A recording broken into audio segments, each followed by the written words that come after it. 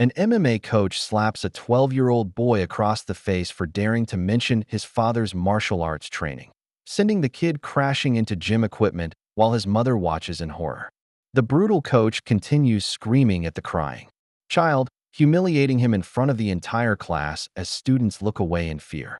But the stocky stranger in the hoodie who just walked through the door isn't another parent. This is Mike Tyson himself. The coach has no idea he just assaulted a child in front of the most feared heavyweight champion in boxing history, a man who spent decades destroying bullies with his bare hands. While the arrogant instructor keeps berating the terrified boy, Iron Mike approaches with that deadly calm that once paralyzed opponents in the ring. The old janitor recognizes the legend immediately and steps back, knowing the coach is about to learn why you never hurt kids in front of a protective father figure. The other students pull out their phones, thinking they're filming another training session, but they're actually recording their coach's last moments of ignorance. What happens when a fake tough guy faces real power? Will the coach survive discovering why some legends never lose their edge? What happened next would terrorize the bully for the rest of his pathetic life. Before we jump back and tell us where you're tuning in from. And if this story touches you, make sure you're subscribed, because tomorrow I've saved something extra special for you. Linda Kowalski's battered 1998 Honda Civic wheezed to a stop outside the Warriors' Den MMA gym, its engine ticking like a countdown timer in the humid Queens afternoon. The brick building squatted between a check-cashing place and a discount tire shop, its windows spiderwebbed with cracks and painted over with faded advertisements for energy drinks that hadn't been popular in a decade. A hand-painted sign hung crooked above the entrance, promising real fighting for real men, in letters that dripped like dried blood. Inside, the gym reeked of stale sweat, mildew, and broken dreams. Flickering fluorescent lights cast sickly shadows across torn vinyl mats and rusted equipment that looked like it belonged in a junkyard rather than a training facility. The heavy bags hung at odd angles, their chains groaning with each impact. Like the building itself was in pain, Rex Brennan prowled the center of this kingdom of decay like a predator marking territory. At 45, he still carried the muscle mass of his amateur fighting days, but it had gone soft around the edges, betraying the failures that ate at him from within. His UFC tattoos had faded to a muddy blue-green, much like his dreams of professional glory. A permanent scowl carved deep lines around his mouth as he circled a trembling teenage student. "Keep your hands up, you worthless piece of garbage." Rex's voice cracked like a whip across the gym. "You think some street punk's gonna wait for you to get ready? You think he's gonna ask permission before he caves in your stupid face?" The boy, maybe 16 and all elbows and knees, tried to follow the instruction, but his arms shook with exhaustion. Rex had been working him for 20 minutes without a break, and the kid looked ready to collapse. "Please, Coach Brennan," the teenager gasped. You need to shut up and fight." Rex grabbed the boy's gloves and yanked them higher. "Your mommy ain't here to kiss your boo-boos." In the corner, an elderly man in maintenance coveralls pushed a mop bucket with methodical precision. Irving Goldman had been cleaning this gym for 8 months now, and he'd seen enough of Rex's teaching methods to make his stomach turn. At 68, Irv had learned to keep his head down and his mouth shut, but his sharp eyes missed nothing. The way he moved, balanced, alert, purposeful, suggested there was more to the old janitor than met the eye. The front door opened with a rusty squeal, and Tommy Kowalski stepped inside like a condemned man approaching the gallows. At 12, he was small for his age, swimming in hand-me-down gym shorts and a faded t-shirt that had seen better decades. His sandy hair stuck up at odd angles, and his blue eyes held the wariness of a child who'd learned that the world could be cruel. Without warning, Rex's predatory gaze locked onto the newcomer immediately. Well, look what the cat dragged in." He dismissed the exhausted teenager with a wave. "Take 5, Matthews.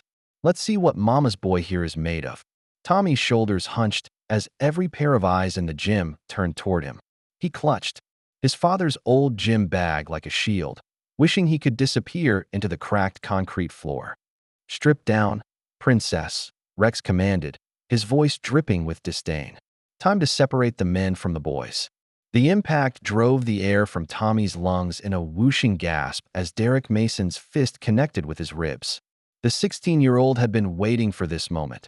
fresh meat to tenderize, someone smaller and weaker to dominate. Derek's grin widened as Tommy doubled over, sucking wind like a landed fish. That's it, Mason. Rex's voice boomed across the gym with savage approval. Show the little prince what happens in the real world. Tommy tried to recover his stance, remembering the lessons his father had drilled into him during happier times. Keep your hands up. Protect yourself at all times. Move your feet. But Derek was bigger, stronger, and infinitely more vicious. Come on, baby boy, Derek taunted, bouncing on his toes. Where's all that tough talk now? Another combination thundered into Tommy's midsection, and he stumbled backward into the ropes that marked the sparring area. The rough hemp scraped against his back as Derek pressed his advantage, throwing punches with the enthusiasm of a kid pulling wings off flies. Beautiful work, Derek. Rex circled them like a shark scenting blood. This is how you teach respect. None of that technical bullshit they show you in movies. This is street fighting. Tommy's vision blurred as tears mixed with sweat. His father's voice echoed in his memory, gentle instruction given during weekend training sessions that felt like a lifetime ago. But those memories seemed like fairy tales now, crushed under the weight of Derek's fists and Rex's screaming during the brief water break. Tommy slumped against the wall, his chest heaving. Irving Goldman appeared beside him with the quiet efficiency of a shadow, pretending to mop the floor while whispering urgently. Keep your hands higher, son, Irv murmured, his voice barely audible above the gym's ambient noise. Tuck your chin, and when he comes in, step to the side, don't back straight up.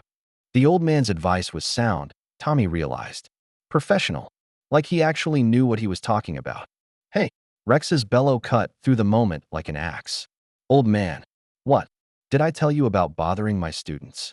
Irv straightened slowly, his mop handle gripped with surprising steadiness. Just cleaning up the water, Mr. Brennan. Didn't want anyone to slip. Leave the fighting to people who actually know what they're doing, Rex snarled, advancing on the janitor. Shouldn't you be emptying trash cans or something? This is a real gym, not some senior center. A few of Rex's regular students snickered, but others looked uncomfortable. There was something unseemly about a grown man berating an elderly worker trying to help a kid getting beaten up. Sorry, sir, Irv apologized, but his pale blue eyes held a coldness that didn't match his submissive words. Won't happen again. Damn right it won't. Rex turned back to Tommy, who was still gasping against the wall. Break's over, princess. Time for round 2. Derek cracked his knuckles with theatrical menace. Ready for some more education, little man? Tommy looked desperately toward the gym's front windows, hoping to see his mother's Honda pulling up early. But Linda was still at the diner, serving coffee to truckers and construction workers, trying to scrape together enough money for next month's rent. He was on his own. I said break's over. Rex shoved Tommy toward the center of the mat. Derek's got more lessons to teach you about reality. Tommy raised his trembling gloves as Derek stalked forward, grinning like a wolf cornering a wounded rabbit. Derek exploded forward with renewed fury, his fists cutting through the air like sledgehammers.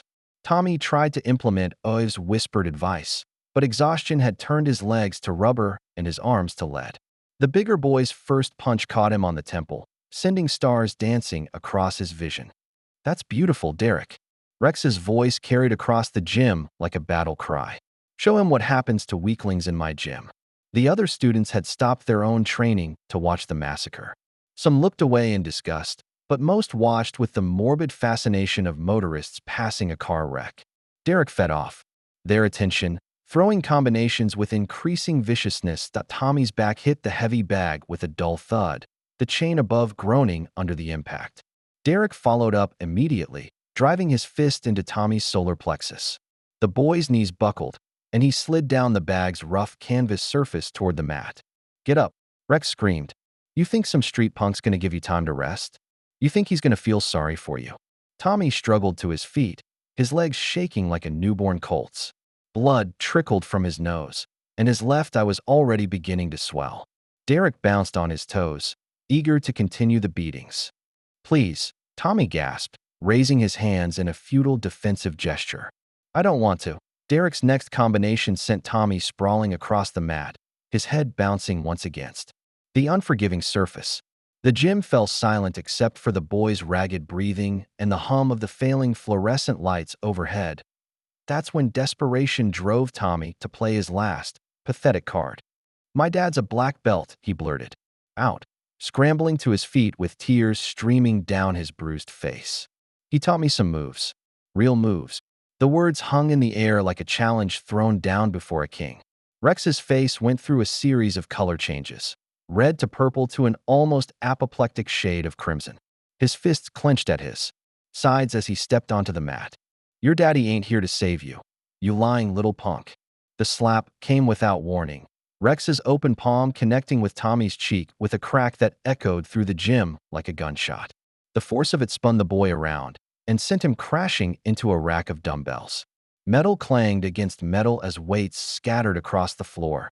Tommy hit the ground hard, his gym bag spilling open to reveal a faded photograph of a man in military fatigues, his father smiling and proud in some distant, happier time.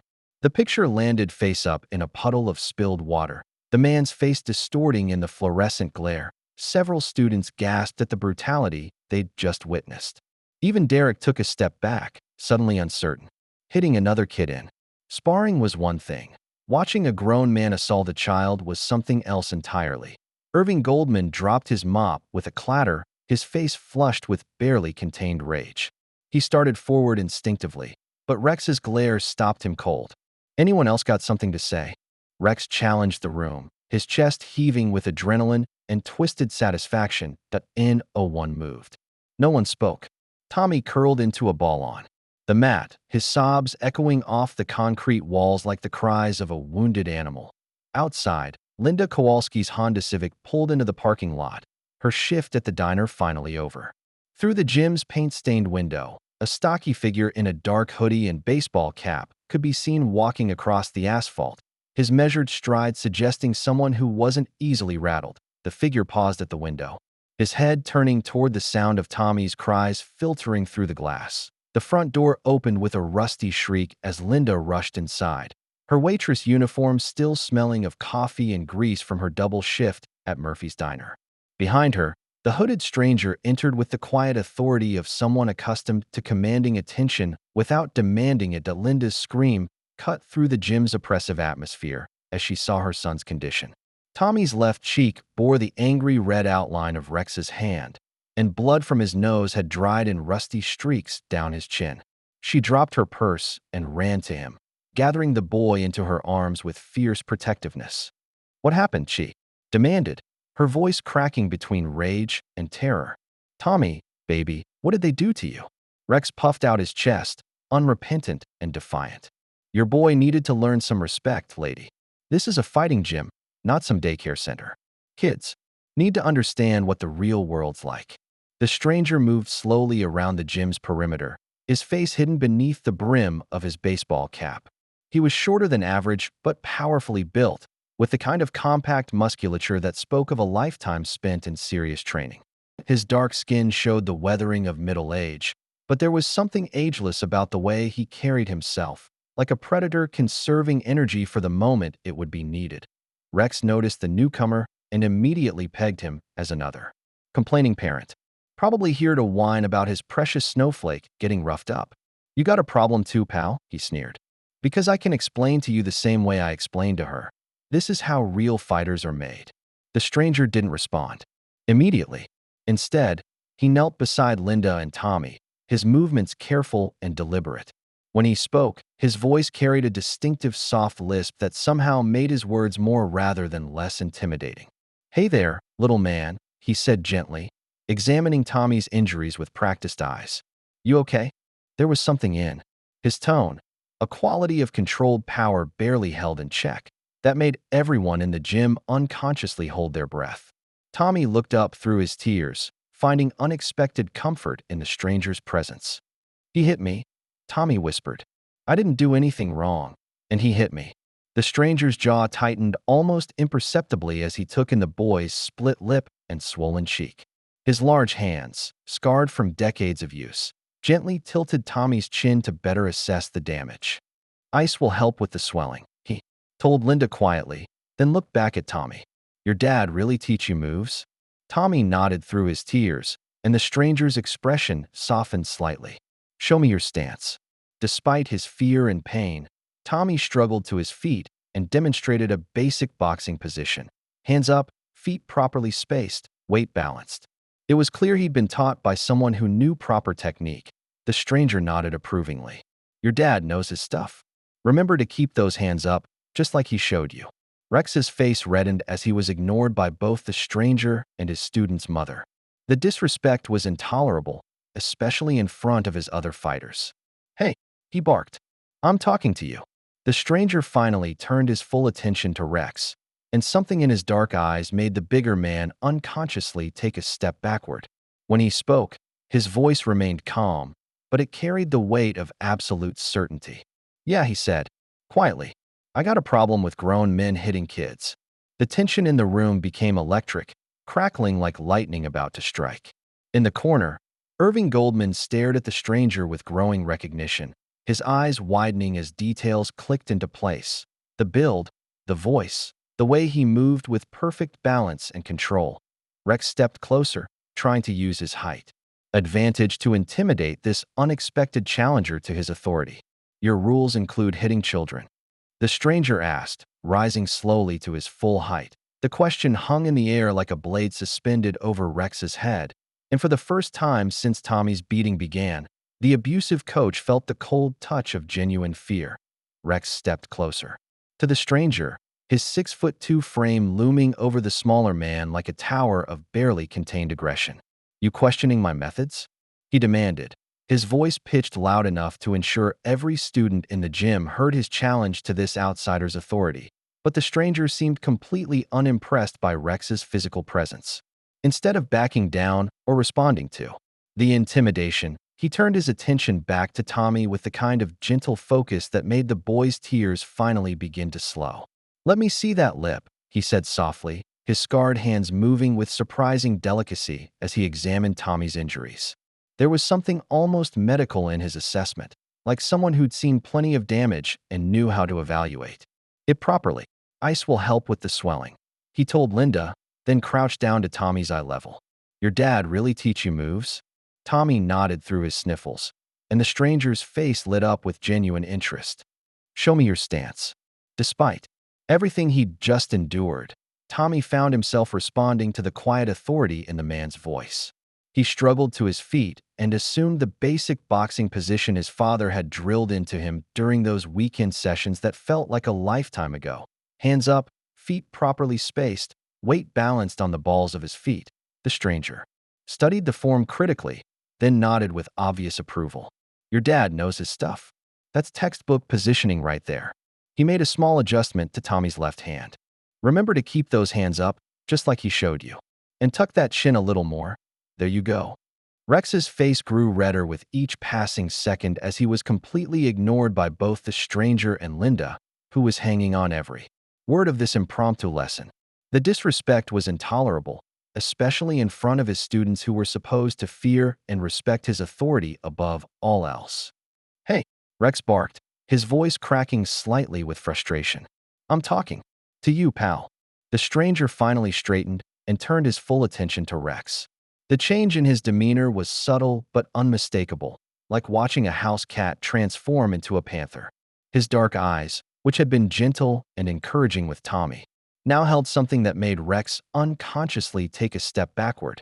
Yeah, the stranger said quietly, his voice carrying across the gym despite its low volume. I got a problem with grown men hitting kids.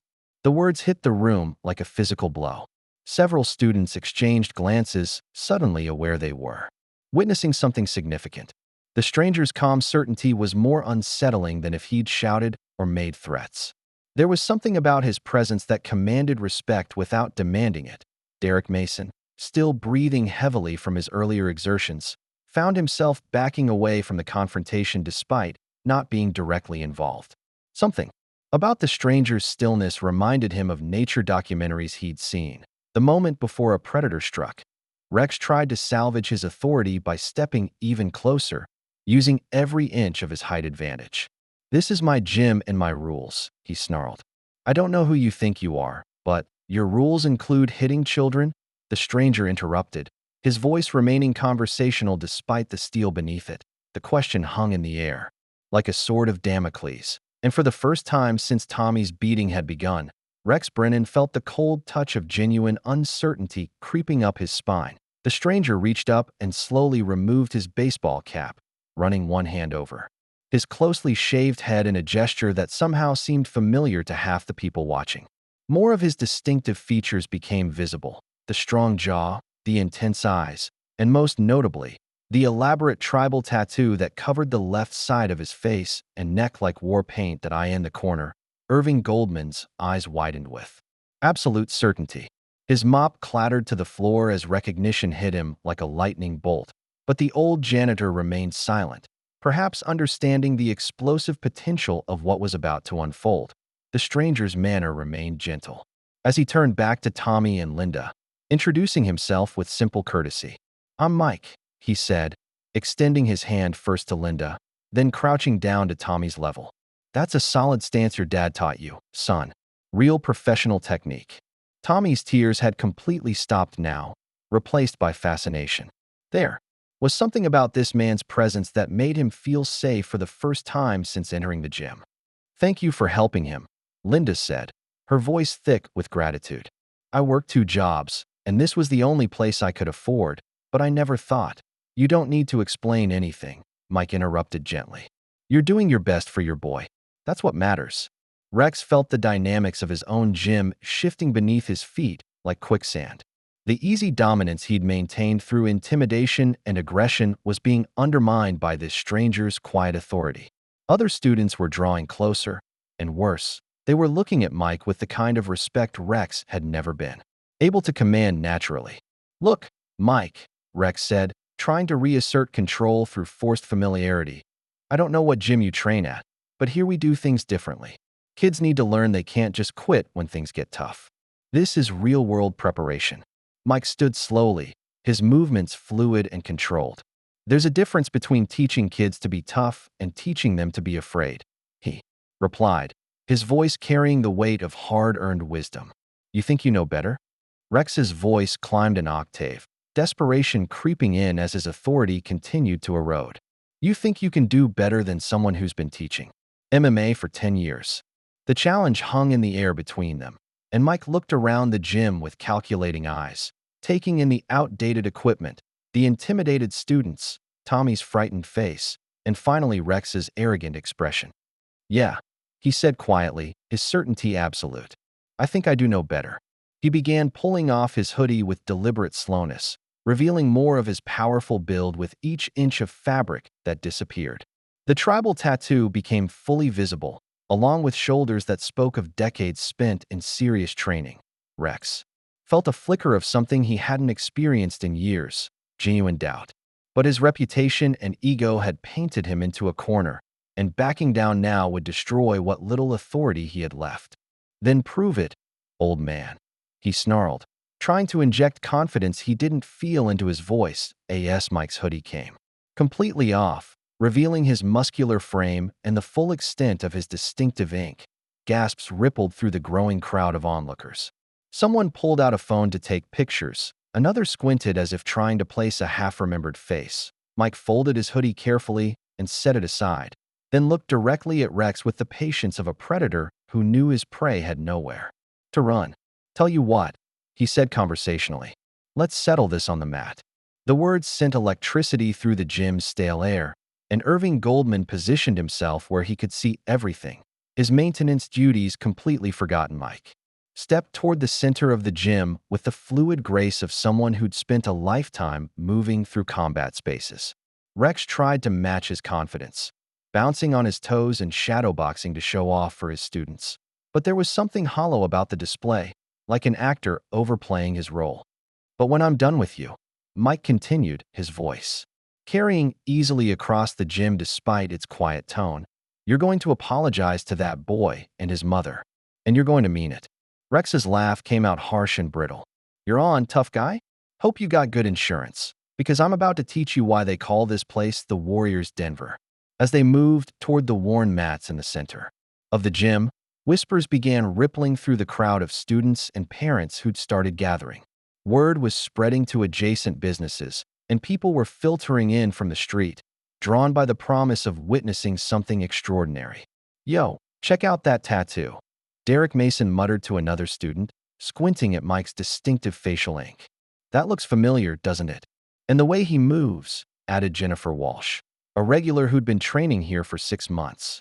"It's like he's floating." Someone mentioned they thought they'd seen the tattoo in old fight videos, while another voice suggested the man looked like someone famous.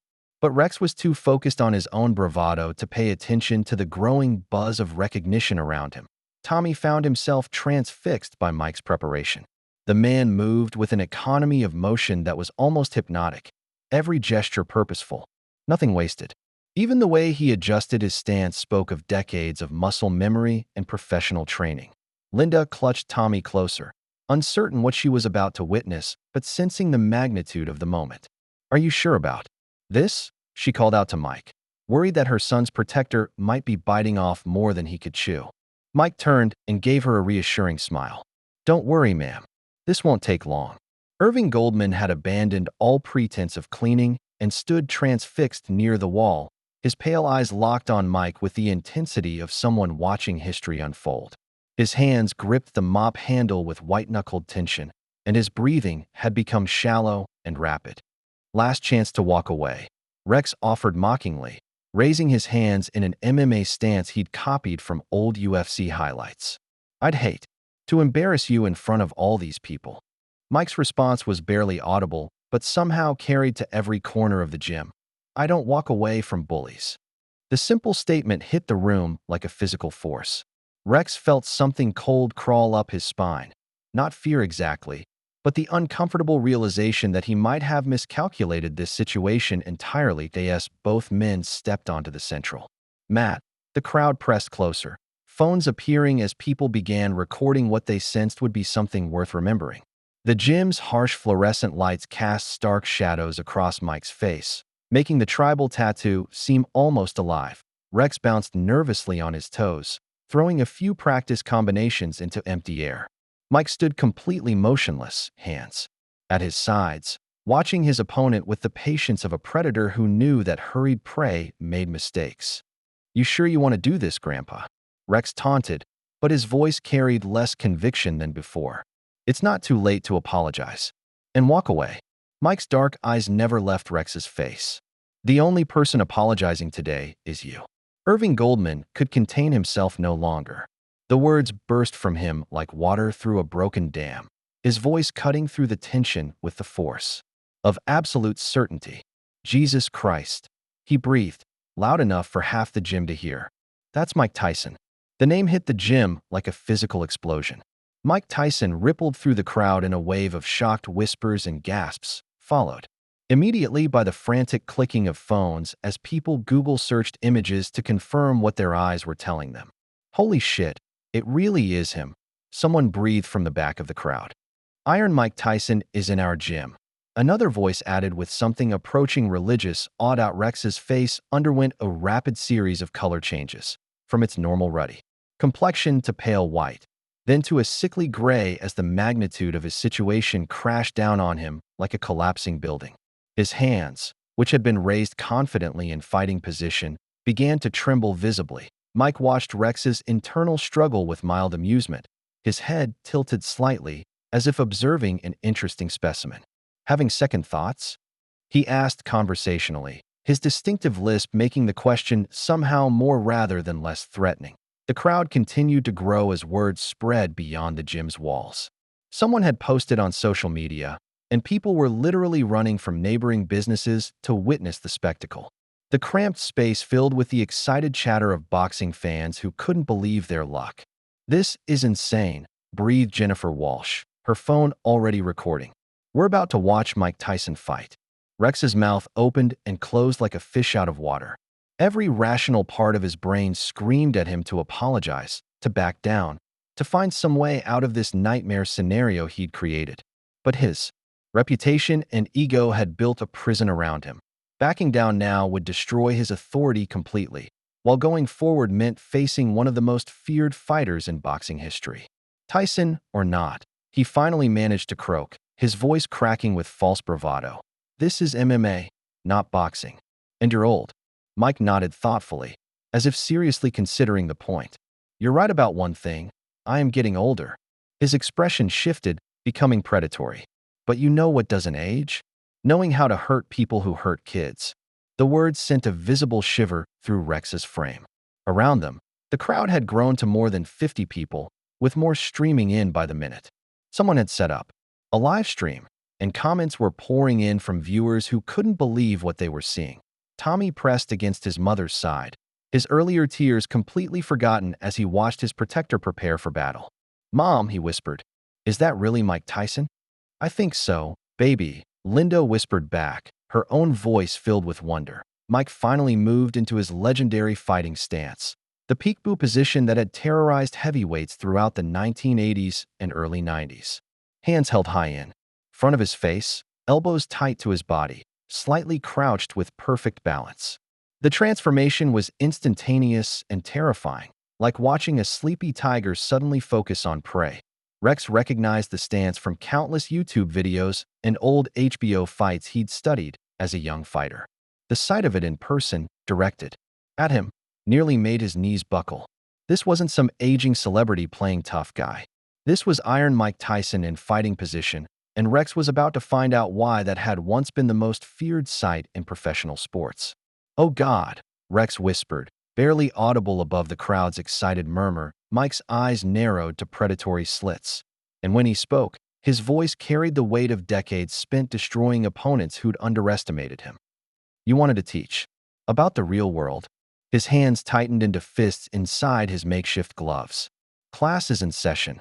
Rex threw the first punch, a wild, desperate overhand right born of panic rather than strategy. Mike slipped it with the fluid ease of water flowing around a stone, and the real education began. The crowd erupted as Iron Mike Tyson went to work. Rex's wild overhand right whistled harmlessly past Mike's ear as Tyson slipped the punch with textbook precision, his head moving just enough to avoid contact while staying perfectly balanced. Instead of countering immediately, Mike stepped back and raised his hands in a teaching gesture. "See how he drops his left hand when he throws the right?" Mike called out to the watching students, his voice carrying easily despite the crowd's excited murmur. "That's how you get caught with a counterpunch. Always keep your guard up." Rex threw another desperate combination, this one slightly more controlled, but still telegraphed from miles away. Mike caught the first jab on his glove and redirected it harmlessly to the side, demonstrating the defensive technique with the patience of a master craftsman, showing apprentices the proper way to use tools. "In boxing, we respect our opponents," Mike continued, slipping Rex's follow-up hook by inches. "We study them, learn from them, understand their patterns. But we never, ever underestimate them." The crowd pressed closer, realizing they weren't just witnessing a fight, they were getting a private lesson from one of the greatest fighters who ever lived. Phones captured every moment as Mike turned Rex into an unwilling training dummy. Using each of the bigger man's attacks as a teaching opportunity, Rex managed to land a glancing shot to Mike's shoulder, and his confidence flickered back to life. "Not so tough now, are you?" he panted, bouncing on his toes with renewed aggression. Mike barely seemed to notice the hit. Instead, he looked at Tommy, who was watching with rapt fascination. "See that punch your coach just threw? The technique was all wrong. Let me show you how it should look." In slow motion, Mike demonstrated the proper mechanics of a jab, starting from the legs, driving through the hips, extending the arm last with perfect timing. "Power comes from the ground up," he explained. "It's not about how big your muscles are. It's about how well you coordinate your whole body." Rex's face reddened with humiliation as he realized he was being used as a teaching aid rather than treated as a serious opponent. He threw a wild haymaker with everything he had, trying to end this embarrassment with one desperate shot. Mike ducked under the punch so smoothly it looked choreographed, then straightened up with a slight smile. "And that's why we don't throw wild punches," he told his impromptu students. "Balance first, technique second, power third. Always in that order.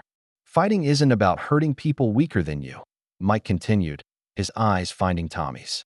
"In the crowd, it's about having the strength to defend what's right. It's about protecting people who can't protect themselves." Rex threw another combination, this one born of frustration rather than strategy.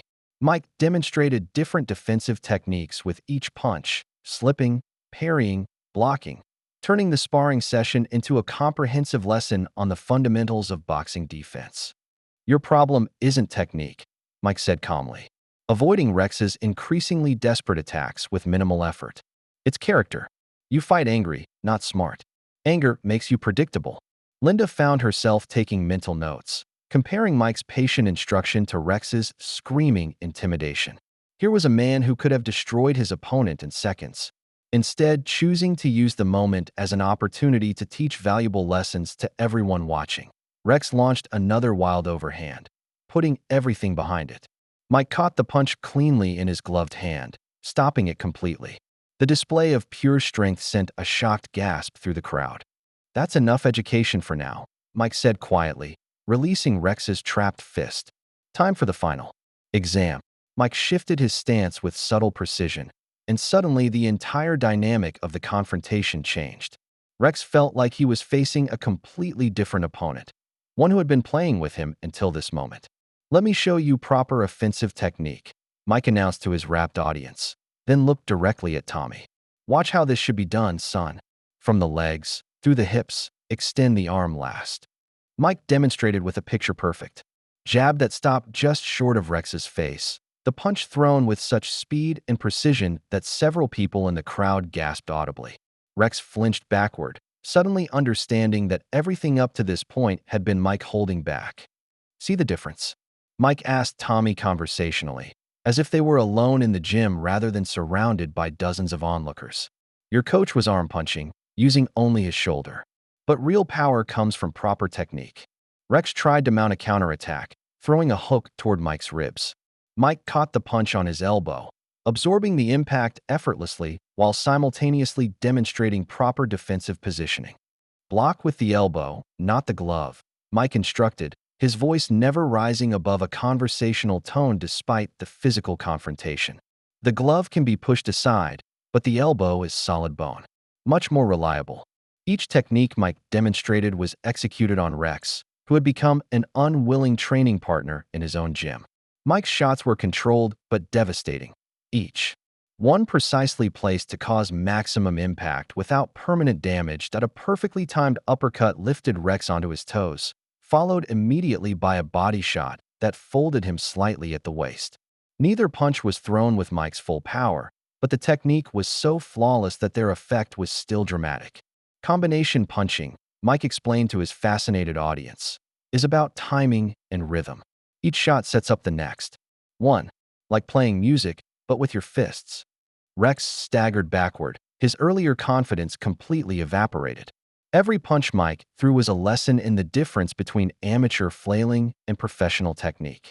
The crowd watched in amazed silence as one of boxing's greatest fighters provided a live demonstration of the skills that had made him legendary. "Your problem," Mike continued, easily slipping Rex's increasingly desperate counters, "isn't that you don't know the moves. It's that you don't understand the mentality. Fighting is chess, not checkers. You have to think 3 moves ahead." Mike demonstrated footwork next, showing how proper positioning could make an opponent's attacks useless while setting up counter opportunities. He moved around Rex like a matador working a bull, always in perfect position to attack or defend as needed. "See how I'm controlling the distance?" Mike asked Tommy, who was absorbing every word with the intensity of a devoted student. "I'm never where he expects me to be, but I'm always where I need to be." Rex threw a desperation haymaker with everything he had left, putting his entire body behind a punch meant to end the humiliation. Mike caught it in his palm like catching a baseball, stopping the blow completely while barely moving his feet. The display of pure strength and perfect timing sent another shocked murmur through the crowd. Rex's eyes went wide with the realization that he had never been in any real danger. Mike had been controlling every aspect of this confrontation from the beginning. "Class dismissed," Mike said quietly, still holding Rex's fist in his grip. "Time for your final lesson." He released Rex's hand and stepped back, his demeanor shifting from teacher to predator in the space of a heartbeat. The real Mike Tyson was about to make his appearance. Mike assumed his classic peekaboo stance for the final assault. Hands held high in front of his face, elbows tight to his body, weight balanced perfectly on the balls of his feet. The transformation was instantaneous and terrifying, like watching a friendly house cat suddenly reveal itself as a panther. The legendary Tyson explosiveness finally unleashed. Mike moved with the blur of speed that had made him the youngest heavyweight champion in boxing history, closing the distance to Rex in a fraction of a second.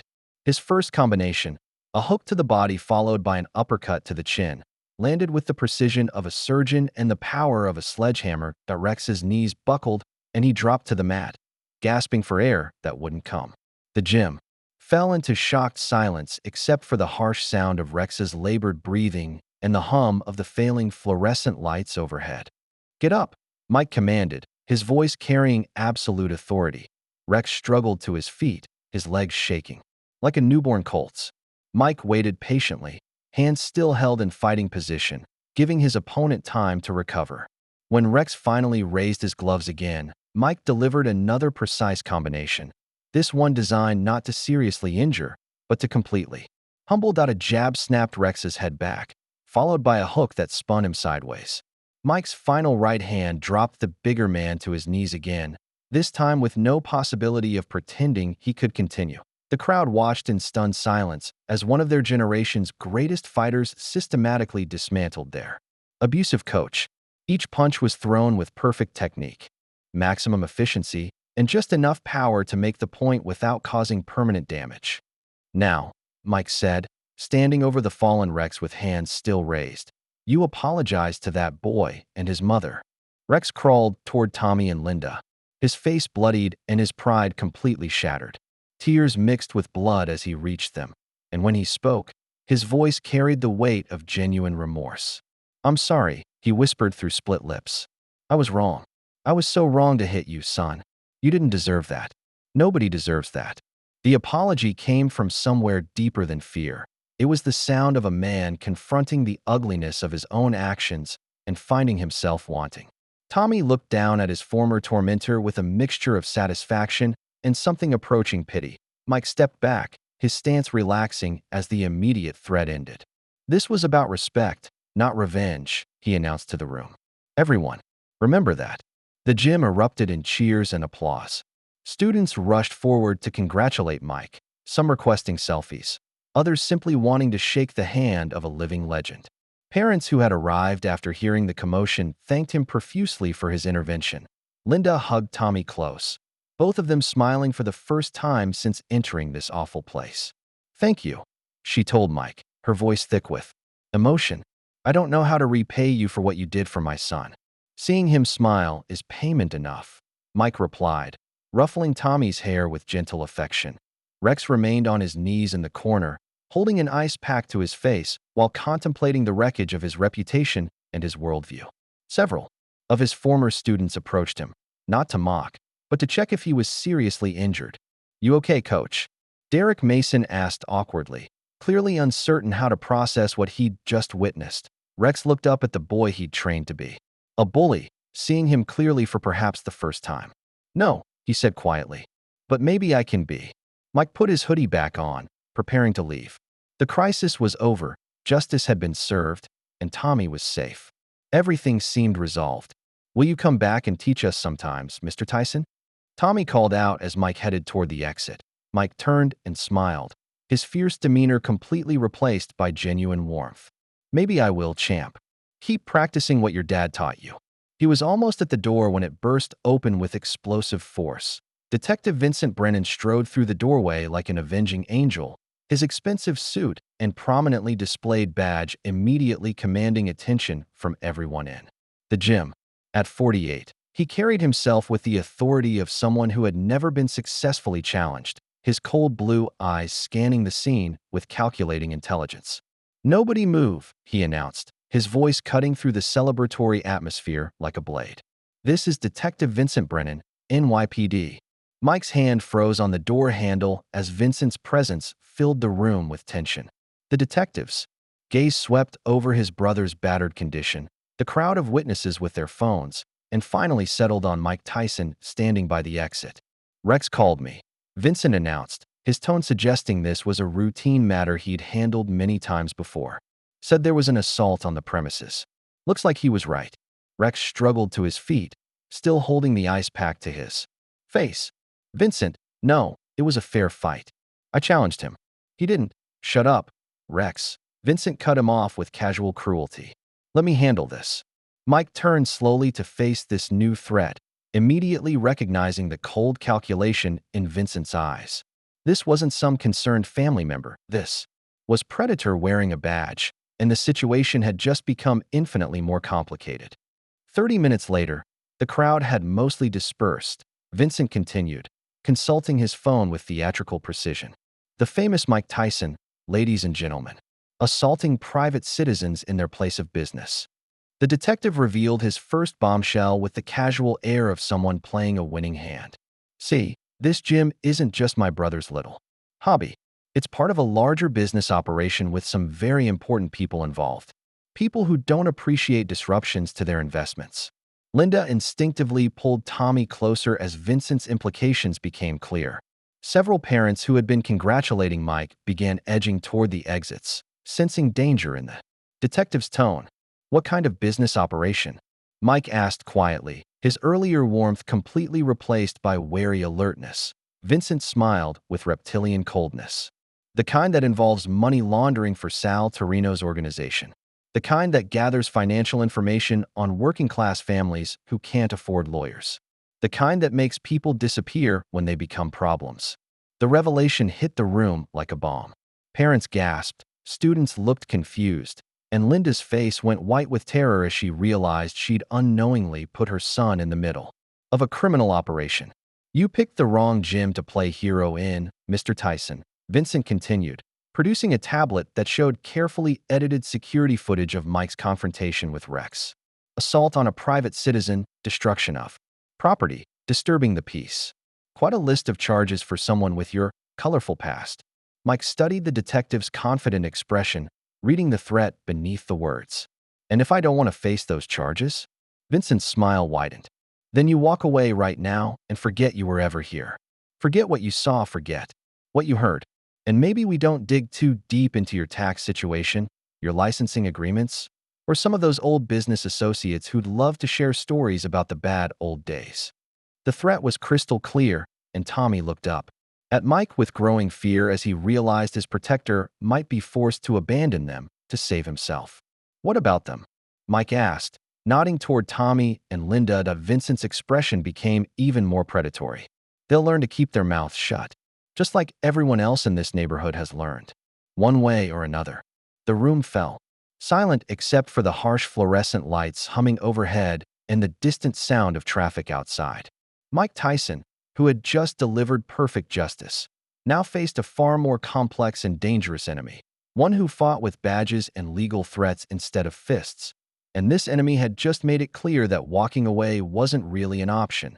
Vincent circled Mike slowly, like a shark sensing blood in the water, his expensive shoes clicking against the gym's concrete floor with measured precision. Each step was calculated to demonstrate his control over the situation, his authority absolute in a way that Rex's bluster had never achieved. Let me explain how this works, Mr. Tyson, Vincent said, his voice carrying the casual confidence of someone who had never lost a power struggle. This gym isn't just my brother's little MMA operation. It's a crucial piece of a much larger puzzle. He gestured around the shabby facility with mock appreciation.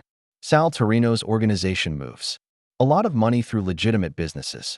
Gyms, restaurants, construction, companies. The beauty of a place like this is that it deals mostly in cash, and nobody asks too many questions about membership fees. Linda's face went ashen as the implications hit her. You mean every parent who pays for their kid to train here is unknowingly participating in money laundering? Vincent finished with obvious satisfaction. Their clean money goes in, dirty money comes out. Simple and effective. Mike's jaw tightened as he processed the scope of the operation. And the families have no idea they're being used. Oh, it gets better, Vincent continued, pulling out his phone with theatrical flair. Rex has been very helpful in gathering information about our members, employment records, banking information, family situations. You'd be amazed what people will put on a membership application. He showed Mike the screen, which displayed detailed dossiers on several gym families. addresses, work schedules, financial information, even children's school records. Single mothers are particularly valuable, so vulnerable, so desperate to do right by their kids. Easy to manipulate when necessary. Tommy pressed closer to his mother as the detective's cold gaze settled on them. Take your friend Linda here. Works at Murphy's Diner on Queens Boulevard. Manager's been looking for an excuse to fire someone. Also cleans offices for Precision Janitorial Services, company that just happens to owe some very unforgiving people a lot of money. Linda's voice came out as barely a whisper. You're threatening my jobs? I'm explaining reality, Vincent replied with mock patience. One phone call from me, and suddenly there are health code violations at the diner. Insurance issues with the cleaning service. Maybe some questions about tax reporting. These things happen in business. Mike stepped forward, his protective instincts overriding caution. Leave them out of this. Vincent's smile widened as he recognized an opportunity to twist the knife deeper. Oh, but they're already in it, Mr. Tyson. The moment Linda signed that membership agreement, she became part of our extended family. And family members look out for each other. He began typing on his phone with casual efficiency. Let's see. Tommy Kowalski, 7th grade at PS 149. Interesting school district. Lots of gang activity. Lots of opportunities for a young boy to fall in with the wrong crowd. Amazing how quickly a clean kid can get flagged for associating with known criminals. You, son of a bitch, Mike growled, his legendary temper beginning to surface. Language, Mr. Tyson, Vincent chided. There are children present. Speaking of which, I should mention that several other parents who witnessed your little performance tonight have been receiving text messages. Helpful reminders about their own vulnerabilities. As if summoned by his words, phones throughout the gym began buzzing with incoming messages. Parents pulled out their devices and read with growing horror. Threats about immigration status, job security, housing situations, even child custody arrangements. The beauty of our operation, Vincent continued, is that we know everything about everyone in this neighborhood. Their fears, their weaknesses, their pressure points. It makes maintaining order so much easier than relying on crude methods like violence. Rex struggled to his feet, still clutching his ice pack. Vincent, this is insane. These people haven't done anything wrong. The fight was my fault. Shut up, Rex, Vincent snapped. You lost control of your operation, and now I have to clean up your mess. Again, the detective's phone buzzed, and he read the message with obvious pleasure. Perfect timing. My associates are eager to meet the famous Iron Mike Tyson. They have some questions about your intentions regarding our business arrangements. Through the gym's windows, 2 black SUVs could be seen pulling into the parking lot. Men in dark clothes began emerging from the vehicles, their movements coordinated and professional. Your choice, Mike, Vincent said, pocketing his phone. Come quietly and discuss this like civilized people, or I start making those phone calls. Immigration for the Martinez family, child services for the Johnsons, tax investigation for the Kowalskis. I can destroy a dozen lives before you land your first punch. Mike looked at Tommy's terrified face, then at Linda's desperate expression, finally at the other families who were reading their own personalized threats with growing panic. The weight of responsibility settled on his shoulders like a lead blanket. How do I know you'll leave them alone if I cooperate? Vincent's laugh was as cold as Arctic wind. You don't.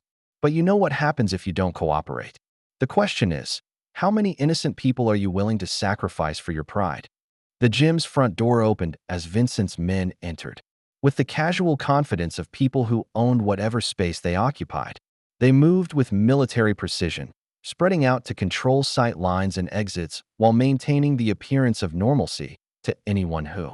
Mike glanced through the windows of Vincent's phone remained busy as he orchestrated a campaign of terror with the efficiency of a seasoned general. Marcus, call immigration about the Silva family on 43rd Street. Tell them you have concerns about. Document authenticity. He paused, listening. Yes, the ones with the 2 little girls. Make sure they understand this is a priority investigation. Linda watched in horror as her neighbors received increasingly specific threats through their phones. Mrs. Chun, whose son trained here twice a week, learned that her husband's restaurant was about to be inspected for health violations. Mr. Rodriguez discovered that his construction company's permits were being reviewed for irregularities. This is monstrous, Linda whispered, clutching Tommy so tightly he could barely breathe. This is business, Vincent corrected, never looking up from his phone. Every successful organization needs information, leverage, and the will to use both. Effectively, that's what separates professional criminals from street thugs. Mike realized he wasn't just fighting one corrupt cop. He was facing an entire network of institutionalized crime that had infected every level of local government and business.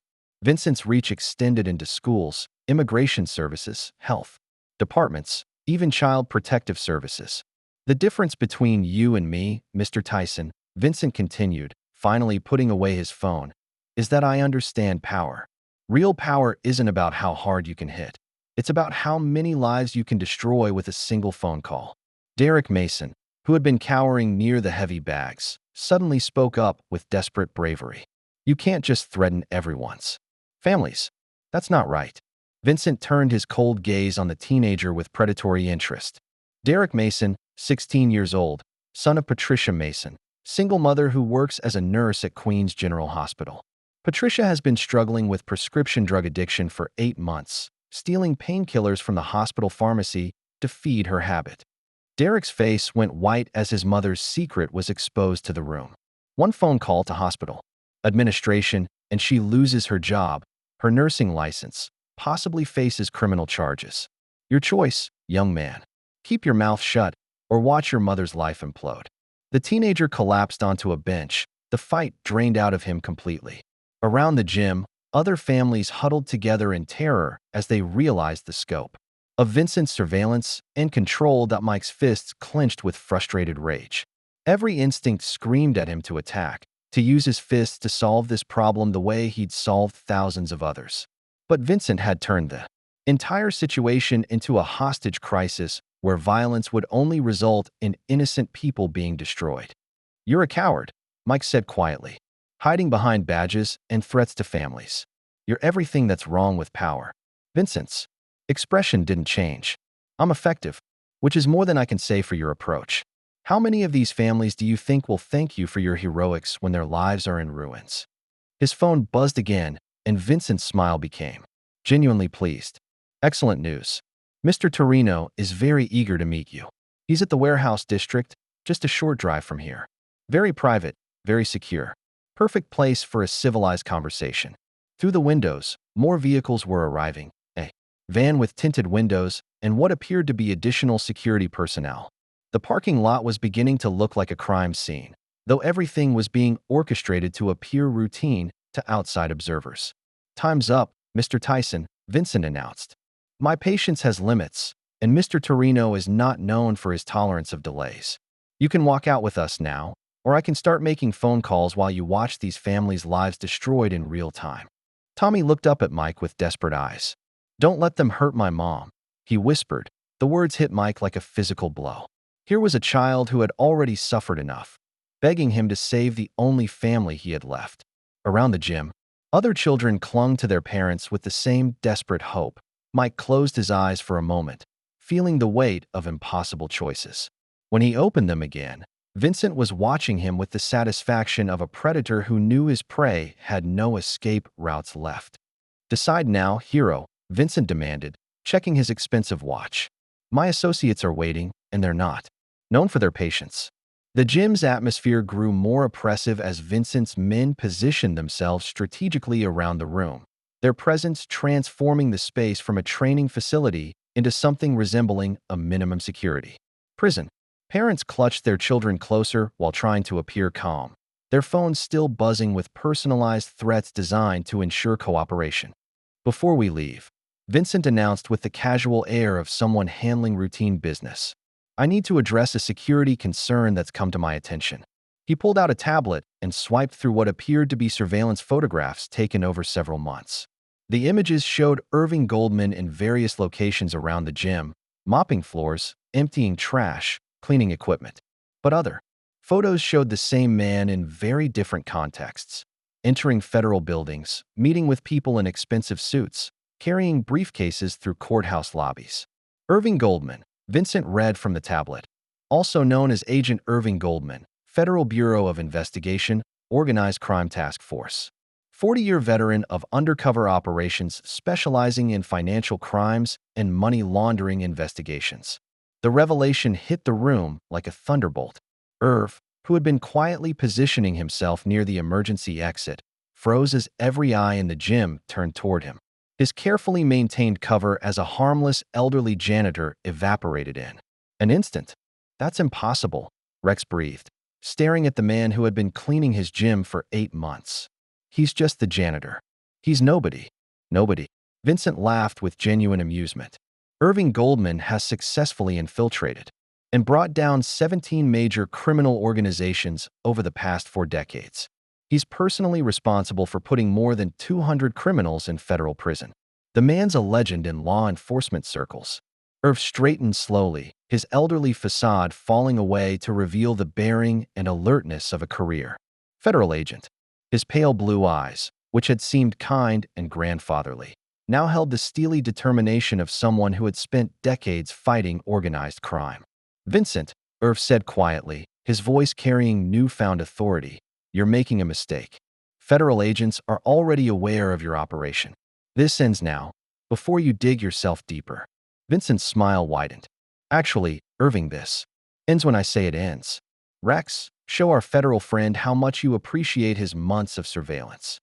Rex looked confused and frightened, but Vincent's glare brooked no argument. "He's been recording everything, Rex. Every conversation, every transaction, every criminal act you've committed in this gym. He's been building a case that would put you away for 20 years. The desperate need to prove his loyalty after the beating he'd received overwhelmed Rex's better judgment. He grabbed a 40-pound weight plate from the nearest rack and moved behind Irv before the federal agent could react. "I knew something was wrong about you," Rex said, pressing the weight against Irv's head with shaking hands. "Always asking questions, always watching. I should have trusted my instincts." Vincent's satisfaction was complete as he surveyed the scene. Mike Tyson neutralized by concern for civilians, a federal agent taken hostage by his own target, and a room full of terrified families who would do anything to protect their children. "This is how professional operations work, Mr. Tyson," Vincent explained conversationally. "We identify threats, neutralize them, and maintain control through superior intelligence and planning. Your approach, hitting things until they stop moving, is remarkably primitive by comparison." Mike's mind raced as he processed the new dynamic. Irv wasn't just an innocent bystander. He was a federal agent whose investigation could bring down Torino's entire organization. But he was also a 68-year-old man with a weight plate pressed against his skull by a desperate amateur who could easily cause fatal injury through panic or clumsiness. "Let him go, Rex," Mike said carefully. "This isn't who you want to be." "Shut up," Rex screamed, his fear making him dangerous. "This is your fault. If you hadn't come here, if you hadn't humiliated me, none of this would have happened." Vincent watched the confrontation with the detached interest of a scientist observing laboratory specimens. Poor Rex, caught between federal prosecution and criminal retaliation. Such difficult choices for someone with so little experience in high-stakes decision-making. Irv remained perfectly still, his decades of experience teaching him that sudden movements could be fatal in hostage situations. But his eyes found Mike's across the room, and some wordless communication passed between them, professional to professional, protector to protector. "The situation has evolved, Mr. Tyson," Vincent continued. "We now have a federal agent to consider, along with all these innocent families. The complexity requires immediate resolution." He gestured to his men, who began moving the gym's occupants into smaller, more controllable groups. Parents and children were separated, phones were confiscated, and the reality of their situation became undeniably clear. "Mr. Torino will be very interested to meet Agent Goldman," Vincent mused. "Federal investigators have caused our organization considerable inconvenience over the years. I suspect he'll want to have a lengthy conversation about the scope of the current investigation." The implied threat hung in the air like poison gas. Everyone in the room understood what happened to federal agents who fell into the hands of organized crime figures, and the knowledge transformed fear into something approaching terror. Mike looked at Tommy's horrified face, at Linda's desperate expression, at the other families caught in this nightmare through no fault of their own. The weight of responsibility threatened to crush him, but somewhere in his mind, the strategic thinking that had made him a champion began to assert itself. Vincent's phone buzzed again, and his expression became businesslike. Time to go? Everyone moves together, quietly and cooperatively. Any attempts at heroics will result in immediate consequences for the people you're trying to protect. Vincent's men began the systematic process of transforming the gym into a mobile crime scene. Their movements coordinated with the efficiency of people who had done this before. Parents and children were grouped together under armed supervision while phones and personal belongings were confiscated to prevent any attempts at outside communication. The beauty of our operation, Vincent explained to Mike as his associates worked, is that we've been planning for contingencies like this for years. Federal investigations, uncooperative witnesses, unexpected complications. We have protocols for everything. He gestured toward a corner of the gym where several framed photographs hung on the wall, group shots of successful students, tournament winners, community events. Your brother's gym has been very useful, hasn't it, Rex? All those smiling families, all those trusting parents. They had no idea they were helping us build the perfect cover. Rex still held the weight plate against Irv's head, but his hands were shaking badly now, and sweat poured down his face despite the gym's cool temperature. Vincent, I don't know if I can. You can and you will. Vincent cut him off with cold finality. Because the alternative is federal prison for money laundering, accessory to murder, and about a dozen other charges that would put you away for life. Agent Goldman has been very thorough in his documentation. Irv finally spoke, his voice calm despite his precarious situation. Vincent, you're making this worse for everyone. Federal backup is already en route. End this now, and you might still have a chance at a plea bargain. Vincent's laugh was genuinely amused. Agent Goldman, your backup isn't scheduled to check in for another 6 hours. We've been monitoring your communications for weeks. Did you really think we didn't know about your regular status updates? The revelation that they'd been watching the federal investigation hit Irv like a physical blow. His careful surveillance had been compromised from the beginning, his reports intercepted, his backup neutralized before they even knew they were needed. Sal Torino didn't build his organization by being careless, Vincent continued. We have people in police departments, federal agencies, city government, even the courthouse. Your investigation was doomed before it started. Mike realized the full scope of what they were facing, not just a criminal organization, but a cancer that had metastasized throughout every level of law enforcement and government. Vincent's confidence wasn't misplaced. He really did control enough of the system to make problems disappear permanently. Linda pulled Tommy closer as one of Vincent's men approached their group. Mama, Tommy whispered, what's going to happen to us? Before Linda could answer, Vincent's phone rang. He answered with obvious deference, his entire demeanor changing as he spoke to whoever was on the other end. Yes, sir. We have the situation contained. Both targets secured, all witnesses accounted for. He paused, listening. Understood. We'll be there within the hour. Vincent ended the call and surveyed the room with the satisfaction of a general whose battle plan was proceeding flawlessly. Mr. Torino has decided to handle this matter personally. He's particularly interested in meeting both Mr. Tyson and Agent Goldman. Something about making examples for the future. The implied threat needed no elaboration. Everyone in the room understood what happened when organized crime figures decided to make examples of people who threatened their operations. Time to move, Vincent announced.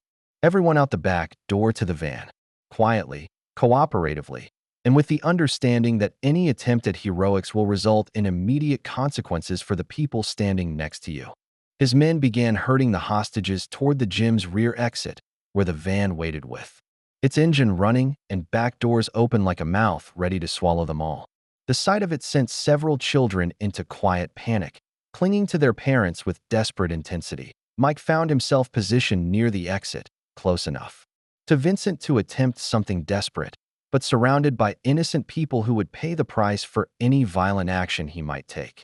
The tactical situation was impossible. Every potential solution resulted in casualties among the people he was trying to protect. Having second thoughts about your heroic intervention? Vincent asked quietly, noting Mike's obvious internal struggle. Tommy broke free from his mother's grip and ran to Mike.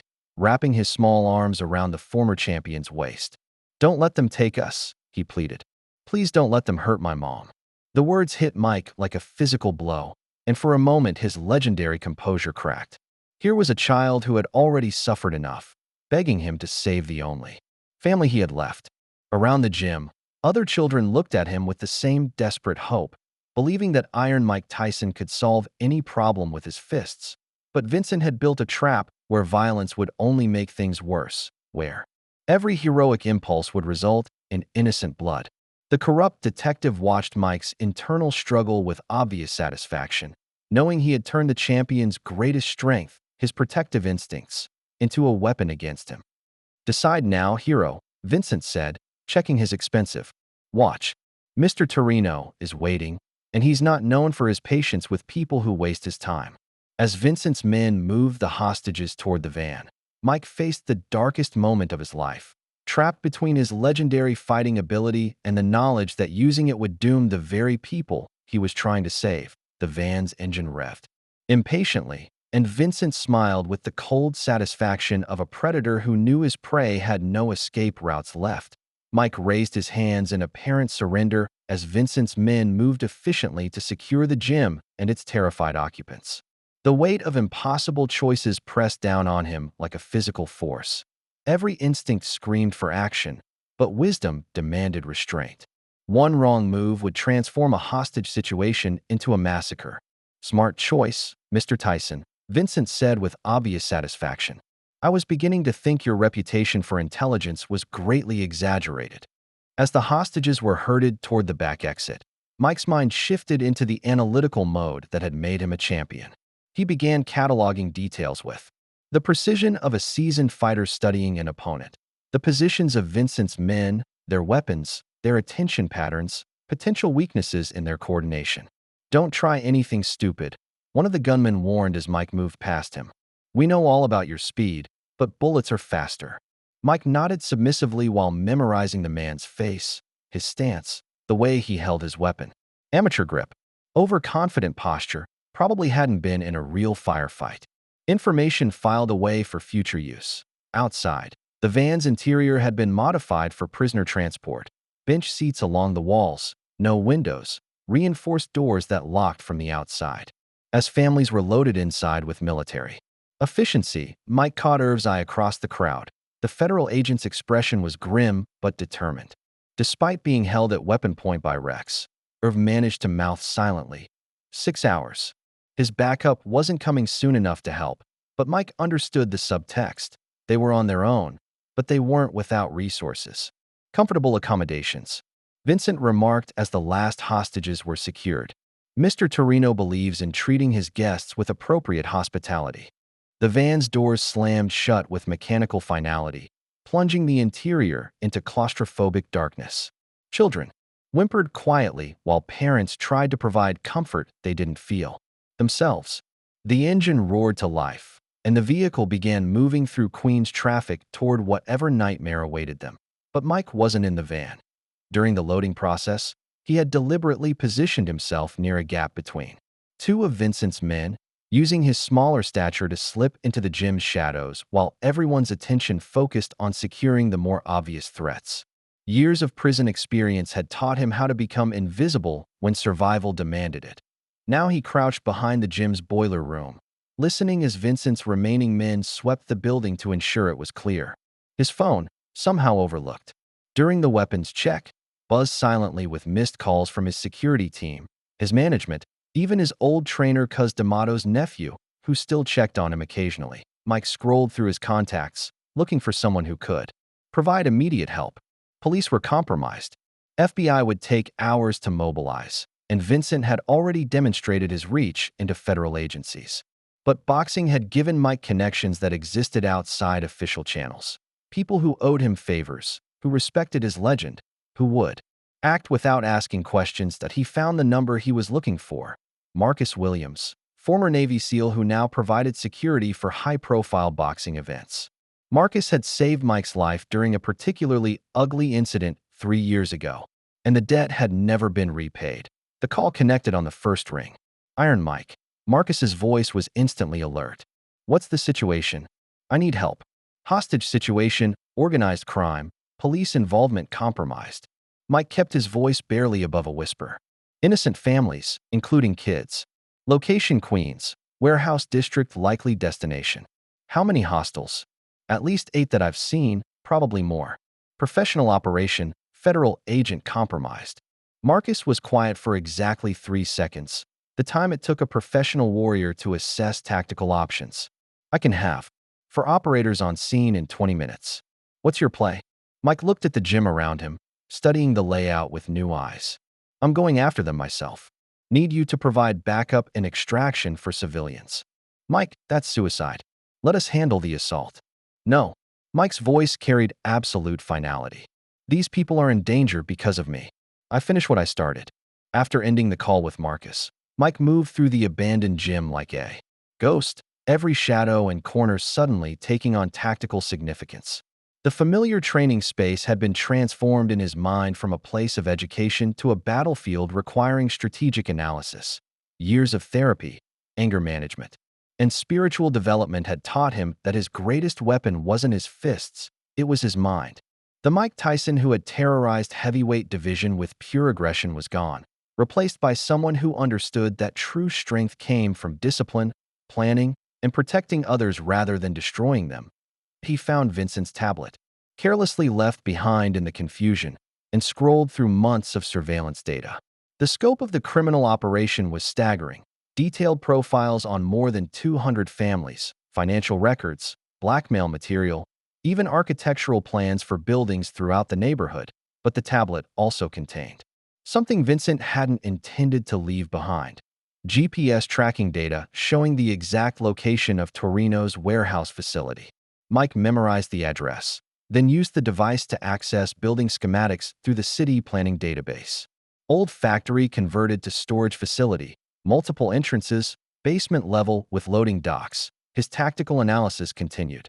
As he studied the gym's own layout with fresh perspective, Rex had mentioned a basement during one of his rants, probably where the money laundering equipment was stored.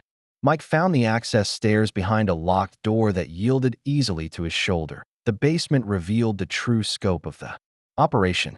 Computer servers hummed quietly next to stacks of cash-counting machines and document shredders. Filing cabinets contained records of hundreds of transactions, and multiple phone lines suggested a communications center for coordinating criminal activities across the city. Mike photographed everything with his phone, then looked for anything that might help him track or communicate with the hostages. He found what he was looking for in a corner cabinet: radio equipment tuned to frequencies that weren't available to civilians. Professional-grade surveillance gear, probably military surplus. Testing the equipment revealed that Vincent's men were using standard tactical communications, their conversations monitored through earpieces connected to a central command frequency. Mike could hear their updates as they transported the hostages toward their destination. Transport secure. ETA 15 minutes to primary location. Boss wants the federal agent separated for special handling. Tyson's absence noted. Sweep teams report negative contact. The last transmission sent ice through Mike's veins. They knew he had escaped, which meant they would be expecting him. Worse, they might take their frustration out on the hostages as punishment for his disappearance. But the radio chatter also revealed crucial intelligence. Vincent's operation was larger than Mike had realized. Multiple teams, backup locations, contingency plans that suggested years of careful preparation. This wasn't just a neighborhood crime ring. It was a sophisticated criminal enterprise with resources that rivaled law enforcement agencies. Mike's phone buzzed with a text from Marcus. Operators en route. Needs specific target location and entry strategy. Mike typed back the warehouse address along with his plan. Simultaneous assault from multiple directions. I go in first to locate hostages and create distraction. You extract civilians while I handle primary threats. The response came immediately. Negative. Too dangerous for solo penetration. Wait for backup.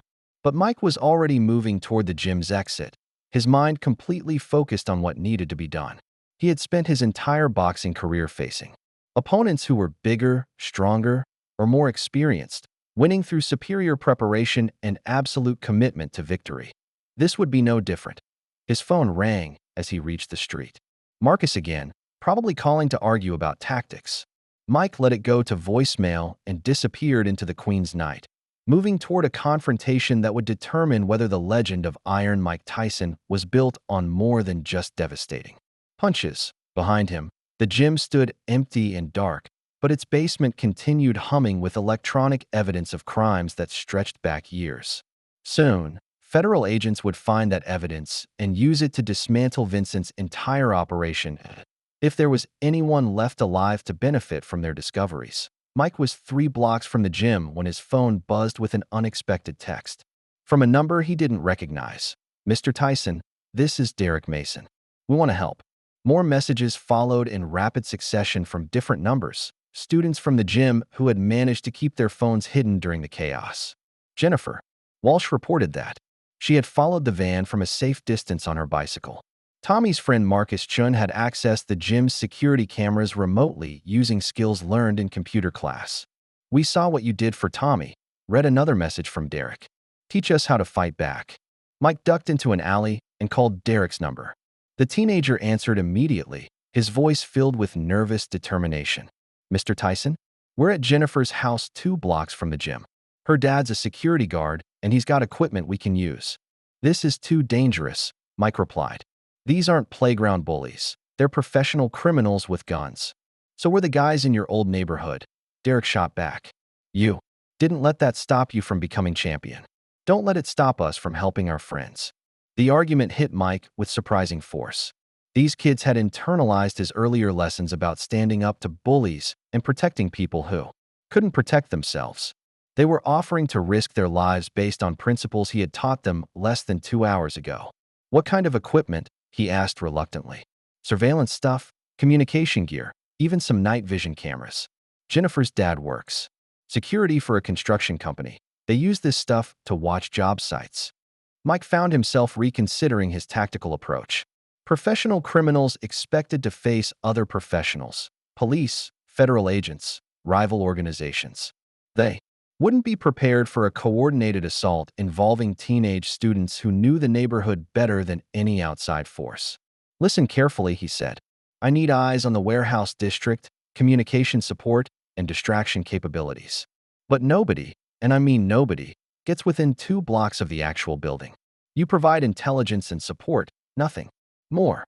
20 minutes later, Mike crouched on a rooftop overlooking Torino's warehouse facility while his unlikely support team fed him real-time intelligence through commandeered security equipment. Jennifer's night vision cameras gave him clear views of all entrances, while Derek had managed to tap into the facility's external communication lines. "Count 12 hostiles on perimeter patrol," Jennifer's voice whispered through his earpiece. "Van parked at loading dock, rear entrance. Looks like they're moving people inside." Marcus Chin's computer skills proved invaluable as he hacked into the building's electrical systems. "I can kill power to specific sections on your signal," he reported. "Also found building schematics. There's a storm drain system that connects to the basement level. The storm drain approach would be dangerous but unexpected." Mike studied the building's layout through borrowed binoculars, comparing it to the schematics on his phone screen. Multiple entry points, but most were heavily guarded. "Derek," he radioed, "I need you to create a distraction on the north side of the building. Something loud enough to draw attention, but not dangerous enough to get you killed." "Already on it," Derek replied. Marcus rigged some firecrackers to car alarms. "We can make it sound like a gang war is starting 2 blocks away." These kids had absorbed more from his impromptu lesson than Mike had realized. They understood that real fighting wasn't about individual heroics. It was about teamwork, strategy, and using every available advantage to protect the people who mattered most. "Mr. Tyson," Jennifer's voice carried new urgency. "I'm seeing movement inside the building. Looks like they're separating the hostages into different groups. Adults in one area, kids in another." The tactical significance was clear. Vincent was preparing for the worst-case scenario by making sure that any rescue attempt would have to choose between saving children or adults. It was the kind of coldly efficient cruelty that Mike expected from professional criminals. "Time to move," he told his support team. "Remember, nobody gets close to the building. Provide support and intelligence only. If this goes wrong, you run and call every news station in the city." "What if you don't make it out?" Derek asked quietly. Mike looked at the warehouse where Tommy, Linda, and dozen other innocent people were being held by men who wouldn't hesitate to kill them all. Then you make sure everyone knows who was responsible, he said. And you never stop fighting bullies, no matter how big they are. He switched off the radio and began moving toward the storm drain entrance, leaving behind his unlikely army of teenage supporters who had learned his lessons better than he had dared to hope. The storm drain system beneath Queens had been built during the 1940s, when the neighborhood was still primarily industrial. Mike crawled through the concrete tunnel system, guided by Marcus Chin's hacked building schematics, the teenager's voice providing navigation through his earpiece despite explicit orders to maintain radio silence. 30 feet ahead, turn right. At the junction, Marcus whispered, "That should put you directly under the warehouse basement." Mike's phone screen glowed with the building layout, showing his approximate position relative to where the hostages were being held. The storm drain connected to the warehouse's old foundation drainage system, providing access that wouldn't be covered by perimeter security. Above him, muffled voices indicated that Vincent's men were using the basement level for something important.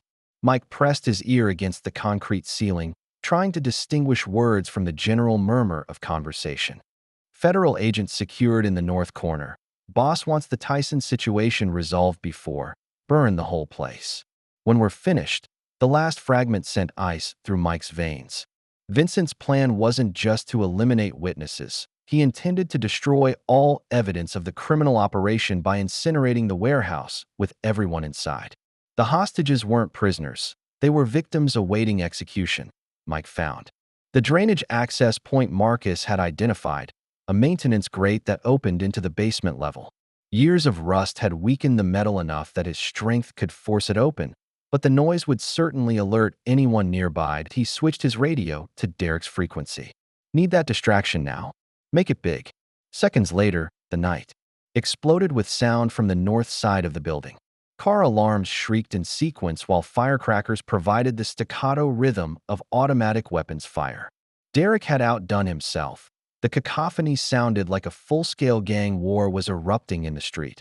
Mike used the covering noise to force open the drainage grate and pull himself into the warehouse basement. The space was larger than he'd expected, filled with legitimate storage containers that provided perfect cover for criminal activities.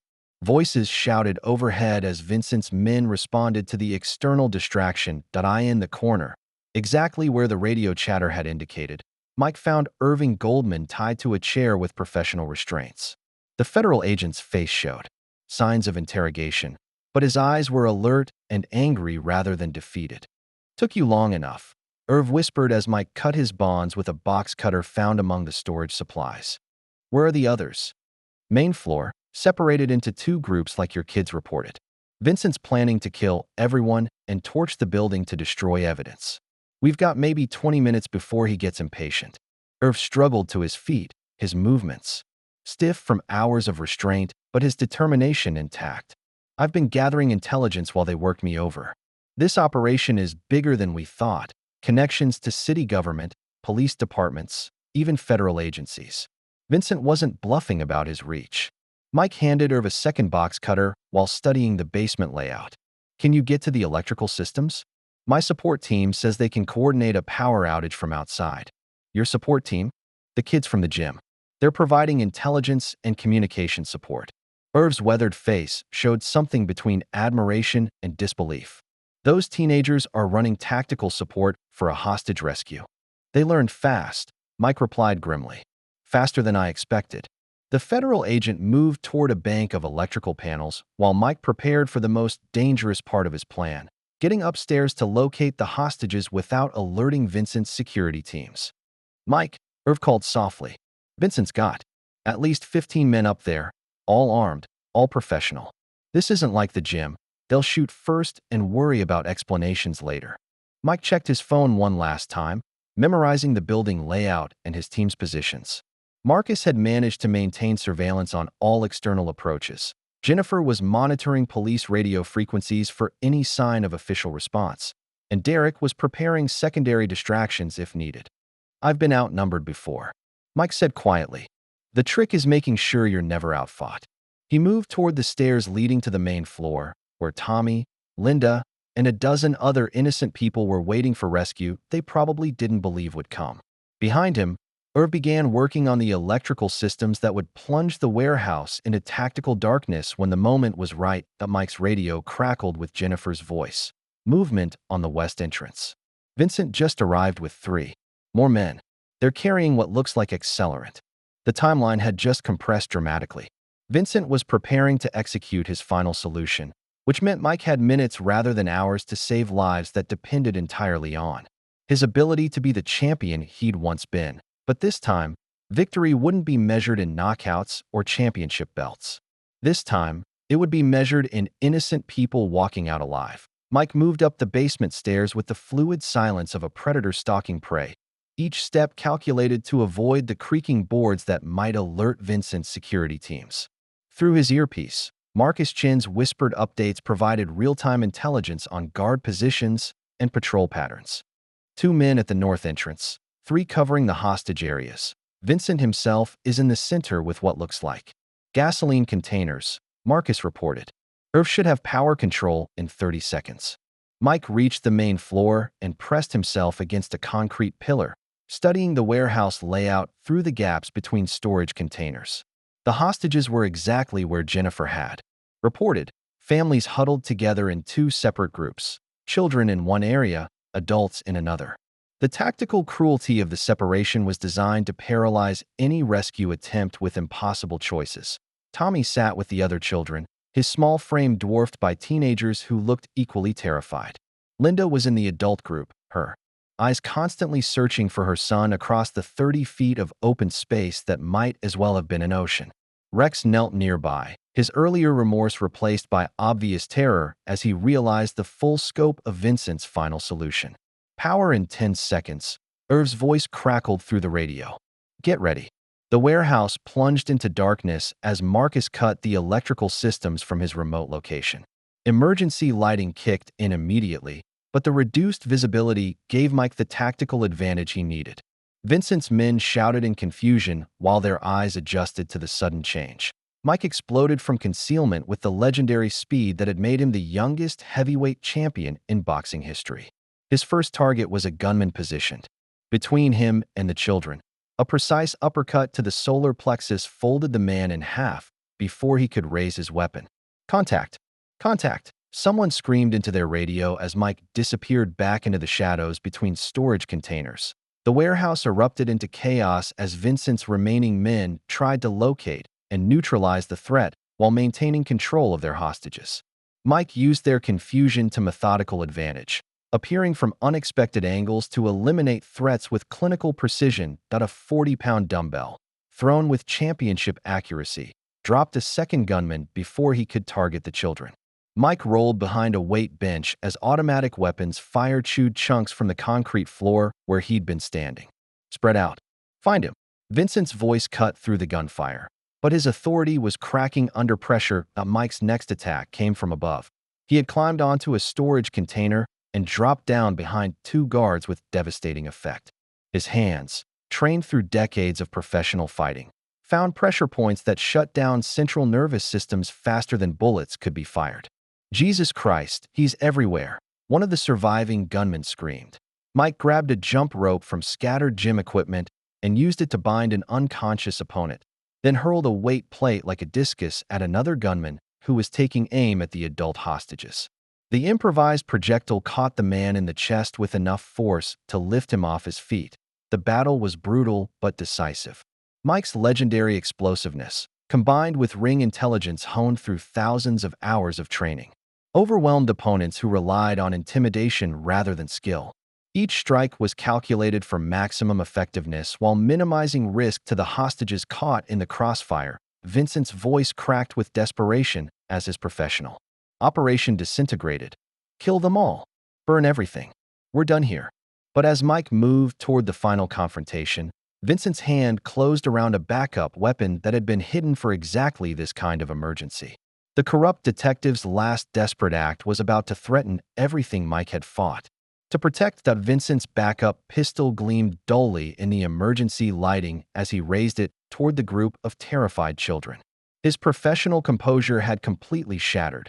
replaced by the desperate savagery of a cornered animal who knew his only options were victory or death. "You want to play hero, Tyson?" Vincent screamed across the warehouse. "Let's see how heroic you feel when I start with the kids." The gun's barrel swung toward Tommy, who sat frozen with terror among the other children. Time seemed to crystallize for Mike, every detail becoming hyper-real as his protective instincts overrode rational thought. This wasn't about winning a fight anymore. This was about saving an innocent child who had already suffered enough. Mike, charged with the controlled ferocity that had once terrorized heavyweight divisions. But this time his power was channeled by love rather than rage. Vincent got off one wild shot that went high, then found himself facing something that few men had ever survived: Iron Mike Tyson at full combat intensity. "You picked the wrong kid to threaten," Mike said, his voice carrying the weight of absolute certainty. Vincent tried to swing the gun back toward Mike, but decades of championship-level training had given the former boxer reflexes that operated faster than conscious thought.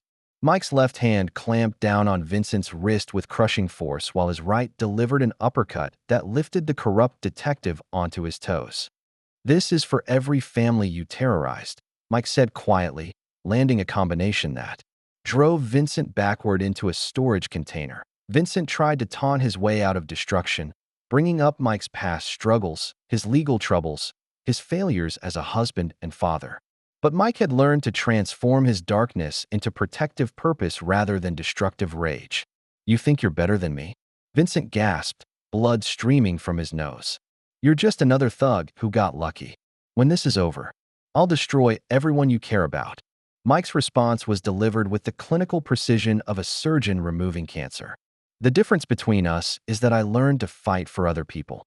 You only fight for yourself." Vincent made one final desperate play, pulling a knife from his boot and lunging toward the children with suicidal determination. "If I'm going down, I'm taking them with me." Mike intercepted him with a combination that was both devastating and final. 3 punches thrown with championship technique and protective fury. The first shot stopped Vincent's charge, the second ended his threat permanently, and the third was delivered with the weight of every innocent person who had ever needed a protector. Vincent collapsed among the scattered gym equipment, his knife clattering harmlessly across the concrete floor. The warehouse fell silent except for the distant sound of sirens approaching and the quiet sobbing of children who realized they were finally safe. Tommy broke free from the group and ran to Mike, wrapping his small arms around the former champions. Waist with desperate relief. "You came back," he whispered. "I knew you'd come back." Linda followed her son, gathering both of them into an embrace that spoke of gratitude too deep for words. Around them, other families began reuniting with the stunned joy of people who had expected to die but found themselves miraculously alive. "It's over," Mike told Tommy, kneeling to the boy's eye level. "No one's going to hurt you or your mom ever again." Irving Goldman emerged from the basement, battered but triumphant, as federal agents finally stormed through the warehouse doors. "Scene secure," he called to the arriving team. "We need paramedics and evidence collection." Rex approached slowly, his face showing genuine remorse mixed with profound relief. "Mike," he said quietly, "I want to testify about everything. Vincent, Torino, all of it. I want to make this right." Mike nodded with approval. "That's how you earn a real second chance." Outside, news vans were already arriving as word of Mike Tyson's heroic intervention spread across the city. But inside the warehouse, the only thing that mattered was the sound of children laughing with relief and families holding each other close. The warehouse had been transformed into a federal crime scene within an hour, with evidence teams cataloging years of criminal activity while paramedics treated the rescued hostages for shock and minor injuries. Vincent Brennan lay under a white sheet. His reign of terror ended permanently by 3 precise punches delivered in defense of innocence. Irving Goldman, despite his injuries, coordinated with the arriving federal agents while declining medical treatment. "I've been building this case for 8 months," he told the team leader. "Every transaction, every threat, every criminal act is documented in the basement computers." The scope of Torino's operation unraveled rapidly as investigators accessed the digital records. Money laundering networks stretching across 5 states, corruption reaching into dozens of government agencies, extortion schemes targeting hundreds of working-class families. Vincent's confidence hadn't been misplaced. His organization really had infiltrated every level of local authority. But the digital evidence Irving had gathered, combined with Rex's detailed testimony, provided everything needed for federal prosecution. Sal Torino was arrested at his compound before midnight, his entire criminal empire collapsing like a house of cards once its foundation was exposed. 17 arrests so far, Irv reported to Mike as they watched the last hostages being reunited with their families, including 3 police officers, 2 city councilmen, and a federal court clerk. This investigation is going to reshape law enforcement in Queens. Mike barely heard the details. His attention was focused on Tommy, who sat in the back of an ambulance getting his blood pressure checked while chattering excitedly about the rescue to anyone who would listen. Mr. Tyson moved like lightning. Tommy was saying to a paramedic. One second Vincent was pointing the gun at us. The next second he was on the ground. It was like watching a superhero movie. Linda approached Mike with tears streaming down her face. I don't know how to thank you, she said. If you hadn't come back for us, you don't need to thank me, Mike replied. You're a good mother doing your best for your son. That's all that matters. Rex, his face still bearing the marks of their earlier confrontation, waited nervously to speak with Mike. His cooperation with federal investigators had already provided crucial intelligence about Torino's money laundering operations, and his testimony would ensure that the remaining criminals received maximum sentences. I know I don't deserve it, Rex said quietly, but I want to ask for your help with something. Mike waited without judgment, recognizing the difference between Rex's current remorse and his earlier self-pity. The gym, Rex continued. It's going to be seized as criminal evidence, probably torn down. But those families need somewhere safe for their kids to train. Somewhere with real instruction, not the bullying garbage I was teaching. Mike studied Rex's expression, looking for signs of manipulation or self-interest. Instead, he saw genuine desire to make amends for the harm he had caused. What are you proposing? I'll testify against everyone. Vincent, Torino, all of it. In exchange, I want to deed the gym property to you. No strings attached, no conditions.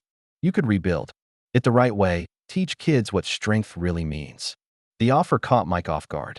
He had been planning to simply walk away from this nightmare, to return to his quiet life and leave the legal system to handle justice. But Rex's proposal opened possibilities he hadn't considered. I'd work for you, Rex continued. Maintenance, cleaning, whatever you need. Community service hours for my plea bargain. It would give me a chance to see real teaching instead of the toxic garbage I was doing. Mike looked around the warehouse at the families who were finally safe, at children who had learned that sometimes heroes really did exist when you needed them most. His impromptu lesson at the gym about protecting others had inspired these kids to risk their lives providing tactical support during the rescue operation. Maybe it was time to make that lesson permanent.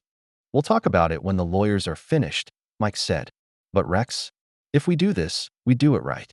Real instruction, real discipline, real respect for everyone who walks through those doors. Rex nodded with something approaching hope. I understand. And Mike, thank you for showing me what a real teacher looks like. As dawn broke over Queens, the last evidence then pulled away from the warehouse.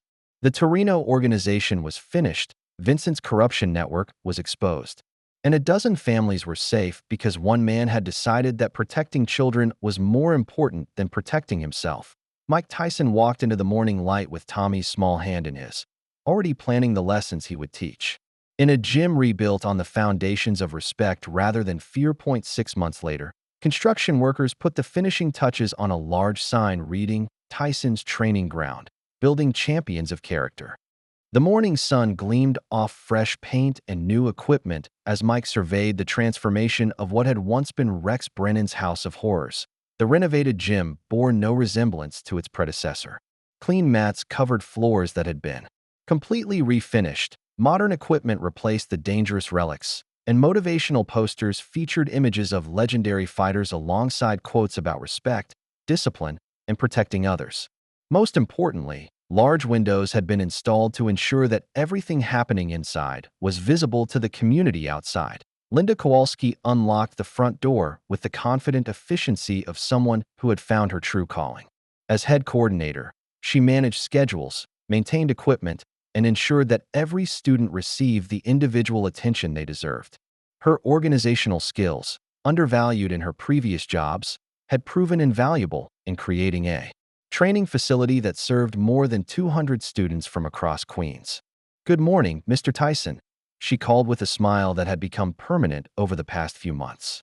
"We've got the elementary class starting in an hour," followed by the intermediate group at 10. Tommy bounded through the door behind his mother, his transformation even more dramatic than the gym's renovation. The frightened, bullied child had grown into a confident young person who understood that true strength came from character rather than violence.